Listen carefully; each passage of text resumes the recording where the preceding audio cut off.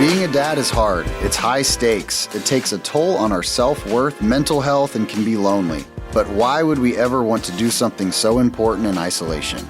Legacy Makers, a conversation for dads, is quite simply two normal dads having conversations about, you guessed it, being a dad. The highs, the lows, and the learnings along the way. We are four dads. We want to remedy the deficiency we see in community for dads, and we want to ruthlessly encourage dads on their journey to build lasting legacy for the faces they love the most. So I think in a recent episode we were talking about chores and giving our kids, responsibility. I think part of the reason that you want to do that is you want to build in your children, but you also want to ensure that you don't raise kids that are entitled or they're expecting things and they're appreciative, right? And so how to not raise a brat. That's right. How to not raise a brat. So I was starting to think before we set it up, like when you think about somebody who's entitled, like what are some things that come to your mind? Not I don't want to hear a name, but like what comes to your mind when you think about someone who's entitled? I think people that are entitled they like have an expectation that they deserve something. They don't want to work for it. Yep. They just want to get it. And then I don't know. I feel like they're just kind of annoying to be around a little bit. Yeah. Yeah. I see it in the workplace. I think one of the things that's interesting for us is we translate a lot back from fatherhood to workplace because ultimately we're raising people that at some point are going to be in the workplace. I see this showing up as an adult around work ethic. Right. I think that if you have a mindset where things should be handed or given to you, or maybe I don't have to work that hard for this thing, like there's a work ethic thing. I think perseverance is a big thing for me. Like we all go through hard times. And I think if you grow up a little bit more entitled, it's harder when you have to face something tough because parents, unfortunately, are removing those barriers or removing the tough part for the kid to go through. And that shows up big time in the workforce, right? Yeah. So if you grow up and you're entitled and you think you deserve things, and then you're used to somebody perpetuating that where you keep getting the things you think you deserve, and then all of a sudden life hits you in the face and you now no longer are getting those things. I guess you're saying you struggle. People that are entitled struggle to deal with that more than others. Yeah. Okay, let me ask you this. Do you have any of your kids that are more predisposed to being entitled? I think when they're younger, like right now, my girls are 5, the boys are 11 and 9. They show signs of entitlement. Yeah. But when they're younger, I don't think it's like I think you're just, you're teaching. You're dependent on your family or your parents, right? So I'm hungry, I cry, I get it, right? Yeah. Like that's just human nature. Let me give you an example of this. Ready? Okay. One of y'all's favorite places, one of our favorite places, La Paria. Mexican restaurant. Okay. Yeah. So our kids still are on the kids menu there. At La Paria, when you order off the kids menu, when you leave, a lot of times there is a balloon as you walk out and it's tied onto like some little animal crackers or something. We had a problem because we were there a couple of weeks ago and they were out of balloons. Mm-hmm. And we had a 6-year-old that's having a fit because he believes he's entitled to that balloon. I mean, and like the whole, like we paid to take you out to eat. This is a treat. But he feels entitled because of that. And I think like it provided a teaching moment for us to explain to him, like, you have no right to this balloon. Yeah. Like this is something extra I know. So that balloon for us is a challenge too. We've had that. We should probably reach out to La Paria and see if they want to, sponsor. We can put a logo back here for them. But the girls actually like first of all, they know where the basket of balloons are. So they go get their own? Yeah, but they're not blown up. So they literally will go into the basket of the non-blown, like the deflated balloons. They also put their little hands into the mints and grab it. The other day, we did the whole mint thing down. It's just like, this is before we've even eaten, and they've gotten deflated balloons and have made a huge mess with mints.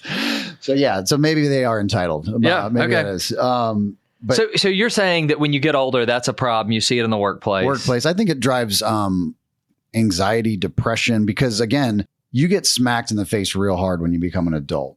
Like I can remember eventually, at some point. It might take a little bit longer for others.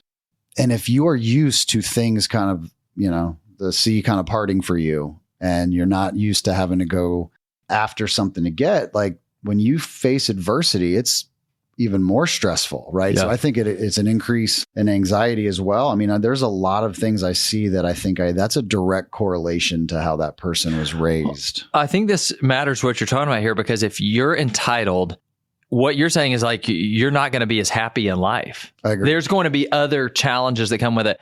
And I think a lot of that is because people that are entitled expect something. And I've learned in life that so much of our experience with things are in relation to our expectations of them. So when we expect higher, even if it's great, but we miss the expectation, we're disappointed. 100%. So entitled kids is a precursor to disappointed adults. Yes. I see, how many times have you taken a vacation with your family that like you have been, I can't wait. It's coming up. It's this many months. Like, this is going to be fantastic. You build it up in your head. You have built it up. You've built it up. And your family's like, yeah, it's going to be cool, Dad. Like, you get there and it's just not what you thought. And the kids might say it's fantastic, but you have built this thing up to something that it's not. So that expectation gap, the reality versus expectation gap, that's real. It's tough to manage, And I think as parents, so we don't want to raise entitled kids. Yeah. I have two questions on this. Do you think kids are more entitled today than they are before? It's hard for me to say. I think that, I don't want to be the person that's like this generation. Oh yeah. So I think that I actually believe kids right now, there's probably more happening that if we're not careful, they'll have propensity to be more entitled, right? Yeah. You have the Amazon effect where I am expecting, I see something I want, I'm gonna hit a button, it's here today. So that instant gratification. I can remember when my boys were probably 5 and 3, the first time they were watching TV and they were interrupted by a commercial. Yeah, they were shocked. Couldn't believe what is this? Everything is streaming. I want this. I want that. It's here. I'm going from this to this. And I remember watching TV with them, something on live TV, and they're like, "Give me Dad controller." Like, fast forward. I'm like, "Dude, we're here." Couldn't believe it.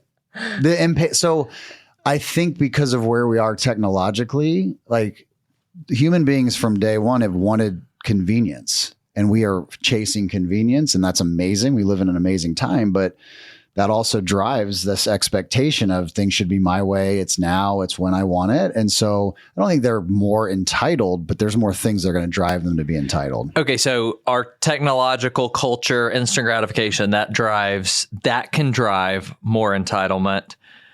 What about, we talked about this a little bit at the beginning, but parents shielding kids from any kind of struggle, any kind of disappointment. Now your kid doesn't make the team. Yeah. You call the coach, your kid's in trouble at school. That overparenting, right?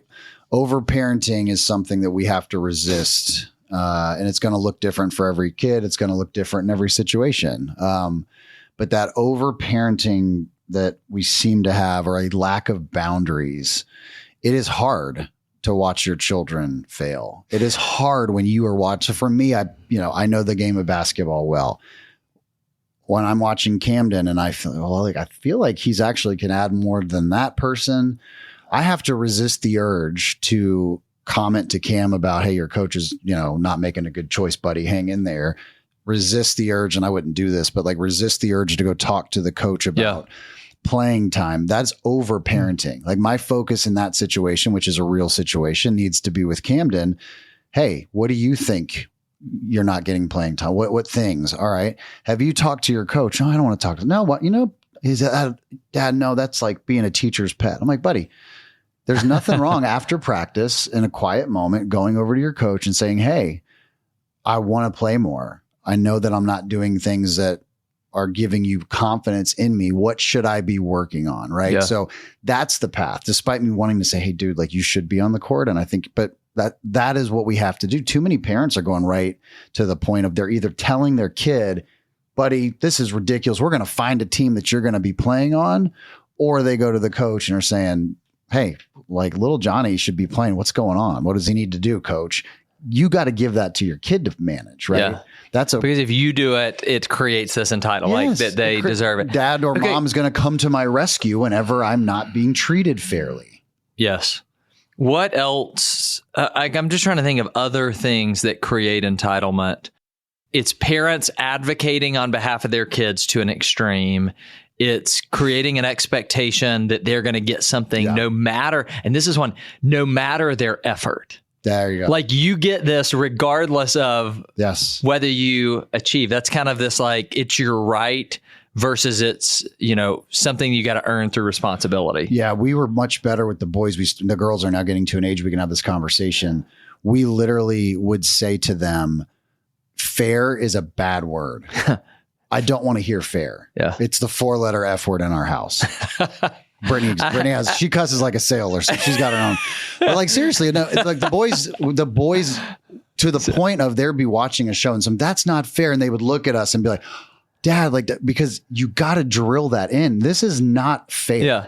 Life is not fair. Yeah, you don't get to say, I put in this much effort, so therefore I deserve this. And if not, it's not fair, not acceptable. And I had a teacher that anytime we'd say it's not fair, she'd say the fair is where you get cotton candy. Oh, I love that. So, okay. So think about this one though. So you tell me about this. So, you're on social media and you see some stuff like you're an adult, like you understand that, hey, this person that has this thing did something to get there, whether you agree with it or not, but like they earned something, they've raised money, they've got the thing.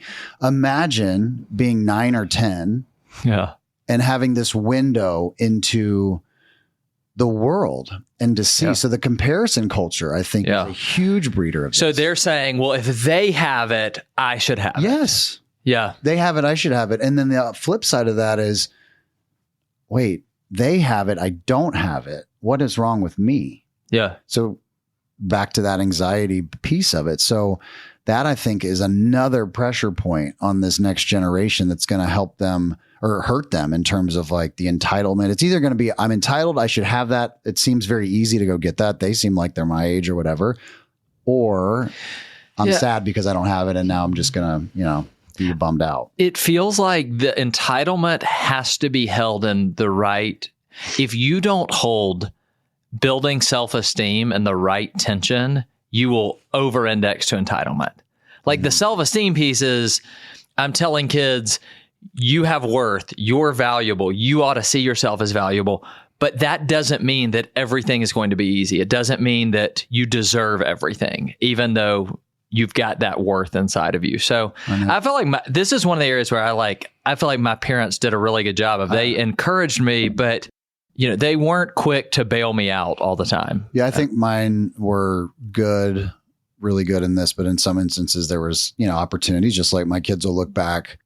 I'm curious, is there an experience that you remember growing up that there was a failure or a setback or a hard decision that they were kind of like, work through it? Like, do you have something I think specifically, like I was a pretty good kid when you got to high school, but man, in elementary school and middle school, I got, I spent some time in in-school suspension in middle school, had some of those areas. And I remember wanting my parents to go and because, I'd always have a story. I'd always have an excuse of why the teacher had done me wrong. There was an injustice. There was some issue. And I wanted them to go and say, Kevin doesn't deserve this. This isn't right. And I just remember instance after instance, there was never I'm going to go and tell the school Kevin doesn't deserve this. It was much more of a conversation on how do we, what do you have to do different and be better? It was not a bail you out. It was, which I appreciate more at this age because I realize my natural inclination is to bail my kids out. I want to help them. But so let's talk about that. I would love to hear, what do we think are strategies to help parents prevent entitlement? What do we actually do to not have brats? Yeah. I'll tell you, I'll give you an example. I think one of the things that is really important, and it's not, again, in the workplace, it's the same thing. You've got to set expectations and you have to repeat those expectations. And you have to really stick to them. Okay. I'm going to let you talk about this for a second because I'm going to get in trouble with Laura if I talk about this too much because I am the problem for this in our house. Laura I'm good at expectations. She's very good at being consistent. And I have a tendency because sometimes I don't want to enforce what I've said because it's stuff. So I'll say, all right, if you do this, this is the consequence. Yeah.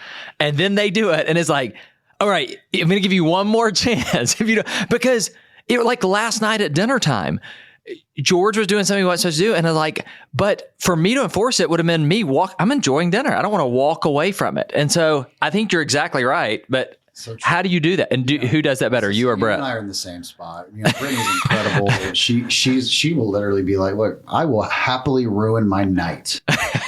I will happily ruin my night by enforcing this. You do your thing. We'll blow it up. We're not going to go to dinner. We'll eat in. We're not going to go to that movie. We were going to go to perfect. And I'm like, but you're missing out now too. Yeah. No, I want to do this. So she is tough as nails when it comes to that. But it's exactly right. And I think, again, if you play the long game, it is those moments that are the ones that are the stickiest moments. I'll give you an example. So this is, I'm sure, everybody's expectation as a parent. Like, you will be kind. You'll be kind to others, right? Mm-hmm. There was an instance a few years ago with one of my boys where, doesn't matter if it was accurate or not, it had gotten to us that earlier that day, Camden had said some things that weren't very nice to another boy, and perhaps was in a group that was bullying was the comment. Doesn't matter if it's true or not. They're young. Things happen, right? So, and we heard about it. The parents said, hey, listen, love Cam. I just want to let you know, like, just, heads up that this happened, right? They weren't, and we're still friends with them. It was not this like earth-shattering thing. All right. Easy thing is, Cam, unacceptable, can't do that. You're going to apologize, right? The extra mile was, all right, we're going to the house. We're driving you over, and you're to their house face to face. So we let the parents know we were coming. Is this both you and Brittany are doing this? Yeah. Just you. Okay. So he's mortified, terrified, embarrassed. Don't make me, crying the whole way there. Pulled into the neighborhood. I'm like, look, you got 30 seconds to get your composure. Stop crying. You're going to go. The parents are going to be there. The little boy's going to be there. And you're just going to do the right thing. This is easy. I'm sorry for what I did. So he composed himself. He gets out. He's probably 7 or 8 years old. Wow. Parents are in the driveway. The little boy was in the driveway. Said their sorries. A little hug. They go running. They're playing the cul-de-sac. I'm just talking to the parents. Everything's fine. Can't do that all the time. Yeah. I think you got to set expectations. And when they don't meet those expectations, especially on something like that, like, you've got to imprint moments like that. We have not had a situation. He's 11. I'm sure there's things that happen. But, buddy, that was a core memory for him. It's not different, your little kid steals something, you take him back to the store and have to give it back the ring or the piece of candy.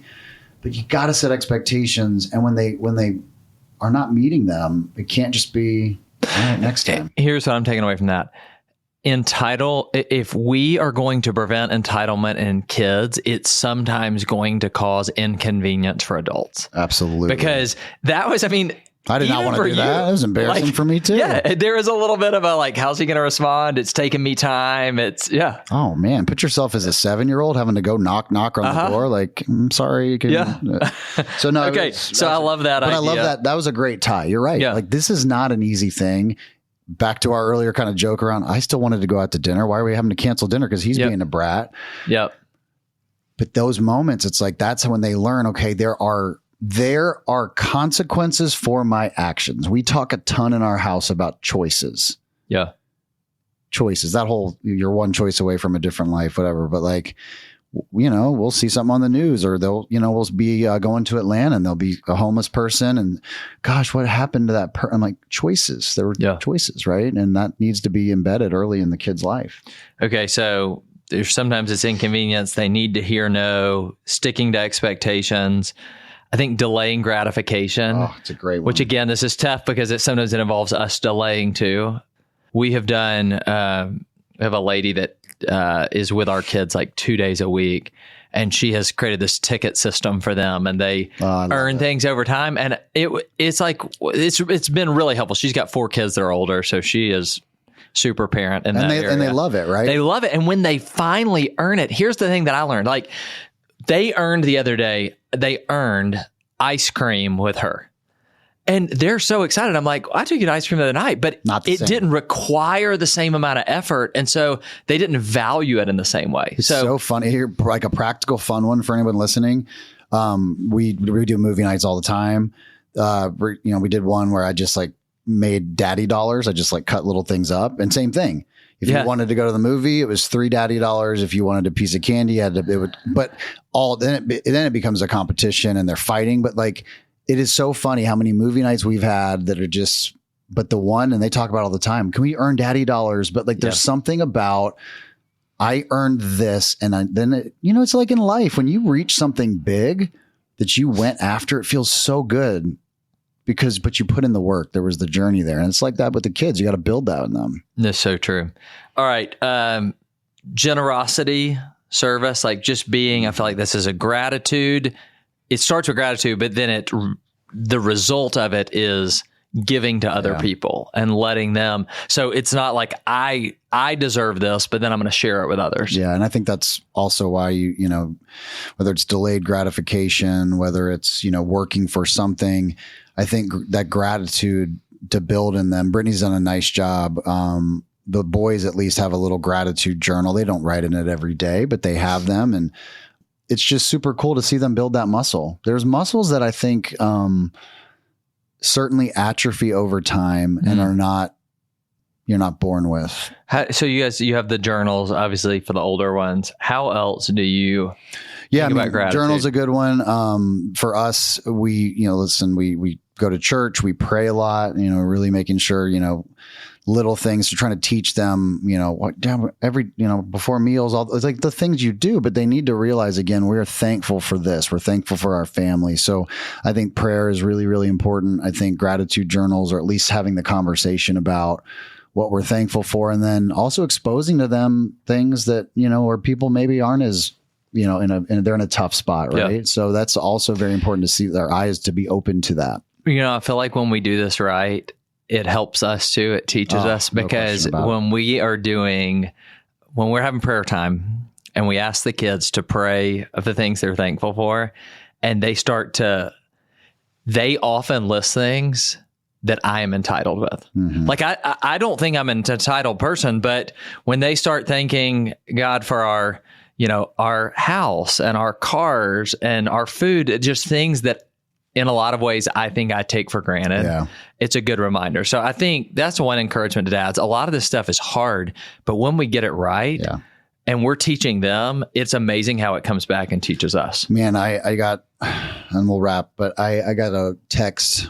Our Camden's got like a little, he's got like a little iPad that he plays games on, and you can text a few different contacts. And, he sent me a text when I was traveling recently, and it was just, "Hey Dad, I miss you. And I just want to tell you how thankful I am for you." And and it was like, the next words out of his mouth, he's upset with me. It's up and down with kids, but it was, when you get it right, you'll see these signs of reward, and they're not going to be all the time, but there'll be these moments. I think, like anything, it's the journey to build this thing. Like, it's not hey, we're going to talk about gratitude. We're going to talk about these things, and then you walk away. You've got to really lean in. You've got to be consistent. You've got to set real boundaries, set expectations, and you got to hold them to it. And you got to hold yourself to it. Like some of the things we talk about, like this conversation, I struggle with too. Yeah. I'm thinking about the future. I'm wondering about this. I'm anxious about that. Like, I have to anchor to today too. I've got to remember these things. So yeah, I think that's a big thing.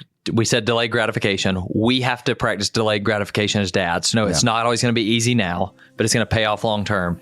And then we have to model this, because if we're teaching them not to be entitled, but they see it in our behavior, they're going to follow much more what they see than what they hear. That's exactly right, man. I think this is a great topic to continue to roll around in. If you're listening to this is one that is a daily conversation, and that doesn't have to be a big, let me sit down on the couch and talk to you. It's your actions, it's your words, it's noticing, hey buddy, like that wasn't a good move here. You're not doing this, but you gotta drill it in, because we don't want kids to be growing up expecting. That's the word. Like, we're talking about entitlement. The word that concerns me is an expectant heart, an expectant mind.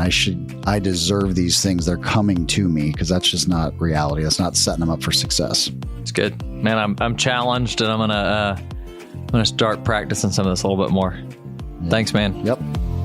Thanks for listening to Legacy Makers with Kevin Scott and Eric Blumenthal. Make sure you download and subscribe wherever you get your podcasts. This podcast is a production of BG Ad Group. All rights reserved.